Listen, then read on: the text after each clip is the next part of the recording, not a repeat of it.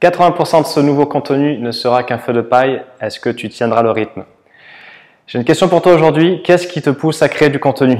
Je te la pose parce que confinement oblige, on voit quantité monstre de contenu créé ces derniers temps, ce qui est en soi une bonne chose. Ça veut dire que ceux qui ont une expertise et savent qu'ils peuvent apporter à une audience spécifique, répondre à un problème spécifique, j'espère que c'est ton cas, créent du contenu pour se faire connaître et je t'encourage à continuer.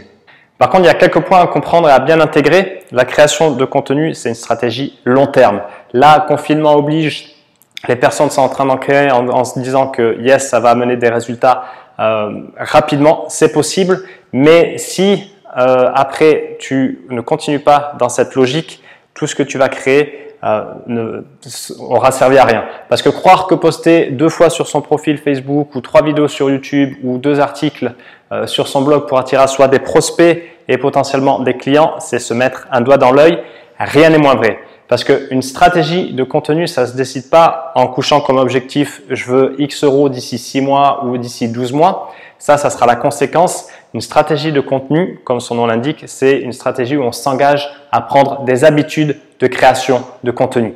En se disant « je choisis de publier au choix, par exemple, 2 articles de au moins 2000 mots sur mon blog, 3 vidéos par mois sur ma chaîne YouTube, un live par jour sur mon groupe et de s'y tenir. Ok, tu peux pas faire ça 3 semaines juste poussé par une envie, une inspiration, une envie soudaine et après laisser tomber parce que tu auras fait des efforts pour rien. Tu te diras que ça marche pas alors qu'en fait, c'est pas que ça marche pas, c'est toi qui t'y colle pas assez.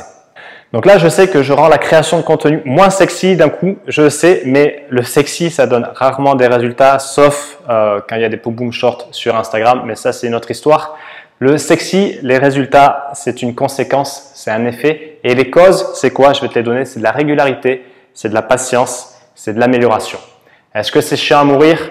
Oui, je sais aussi, mais c'est ça qui amène des résultats et c'est pas l'effet inverse. Il y a une expression que j'aime beaucoup en anglais qui dit « Consistency is credibility », donc la régularité, c'est la crédibilité. J'adore cette expression. Et elle veut dire qu'en gros, si tu veux être crédible aux yeux d'une audience, tu te dois d'être constant, tu te dois d'être régulier dans la création de contenu et aussi de viser juste dans ton contenu. Parce que plus tu vas parler d'une chose spécifique, d'un domaine spécifique, plus les gens vont se dire que déjà, si c'est crédible ce que tu racontes, c'est bien. Si c'est pas farfelu, si tu racontes pas n'importe quoi, c'est mieux. Tu apportes vraiment des éléments, une certaine expertise et surtout le fait de continuer à répéter longtemps et contenu après contenu sur un domaine précis, forcément, on va penser que tu es crédible et que tu sais de quoi tu parles.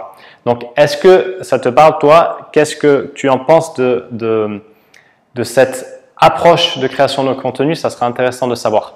Et je te demande ça parce que je vais te donner les grandes lignes ici. Alors, ce n'est pas un secret jalousement gardé par ceux qui réussissent. Bien au contraire, la recette, elle est très simple, mais souvent la simplicité, on se dit que c'est trop simple pour que ça marche et on cherche le complexe. Donc ça, c'est un autre sujet. Mais en gros, voilà les grandes étapes à appliquer et les grandes étapes que chaque blogueur qui réussit, chaque créateur de contenu, quelle que soit la plateforme qui réussit, applique. C'est partir d'une bonne compréhension de son marché. C'est créer du contenu gratuit et de qualité. C'est se créer une audience petit à petit, quelle que soit la plateforme, toujours idéalement en récupérant les mails. C'est créer une offre solide qui répond à un besoin. Donc là, on est sur du contenu payant. C'est proposer cette offre, que ce soit par email ou que ce soit en contact direct. Personnellement, j'aime mêler les deux, l'outbound et l'inbound marketing, créer du contenu et prospecter directement. C'est recommencer encore et encore, améliorer. Donc ça, ces points-là, tu suis ces points-là, tu peux t'assurer que ça va marcher. Sur une stratégie long terme, c'est sûr que là, si tu pars sur quelques semaines à peine, forcément, tu ne vas pas laisser assez de temps au temps pour avoir des premiers résultats. Donc, création de contenu pendant la période de confinement, c'est cool. Franchement, je t'invite à continuer à aller là-dessus, à bosser, à créer du contenu par rapport à ton audience et vraiment à penser long terme sur la création de contenu, et penser quelles habitudes je vais pouvoir mettre en place pour justement tenir la cadence. Pars pas sur des trucs de dingue si tu sais que tu vas pas tenir. Améliore ton quotidien, aménage ton quotidien, de façon à te trouver des créneaux et pars toujours d'une niche précise sur laquelle tu sais qu'il y a une problématique à régler. Si c'est en phase avec ton expertise et avec ce qui t'intéresse, c'est bingo. Okay, donc là, je ne parle pas de sujets passionnants qui vraiment te font vibrer parce que ce n'est pas forcément le critère premier à garder. Okay, mais quelque chose qui t'intéresse suffisamment pour démarrer va t'amener à apprendre plus sur le sujet et plus tu vas apprendre, plus tu vas maîtriser, plus tu vas kiffer. Et c'est ça aussi le but.